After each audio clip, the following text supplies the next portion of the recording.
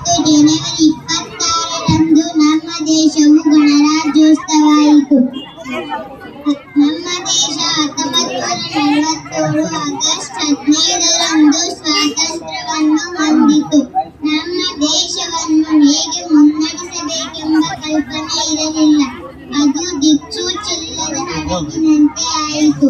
ನಮ್ಮ ರಾಷ್ಟ್ರ ನಾಯಕರು ಸಂವಿಧಾನ ರಚನೆ ಮಾಡಿದರು.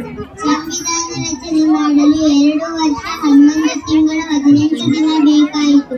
1946 ಡಿಸೆಂಬರ್ 11ರಂದು ಈ ಸಂವಿಧಾನದ ಶಿಲ್ಪಿ ಡಾಕ್ಟರ್ ಬಿ.ಆರ್. ಅಂಬೇಡ್ಕರ್ ಅವರನ್ನು ನೇಮಿಸಲಾಯಿತು. ಈ ಸಂವಿಧಾನವನ್ನು 26 ಜನವರಿ 1950 ರಂದು ಜಾರಿಗೆ ತಂದರು. ನಮ್ಮ ಸಂವಿಧಾನ ನಮಗೆ ಹಕ್ಕು ಮತ್ತು ಕರ್ತವ್ಯಗಳನ್ನು ಎಲ್ಲರಿಗೂ ಒಂದೇ ಕಾನೂನು, ಯಾವುದೇ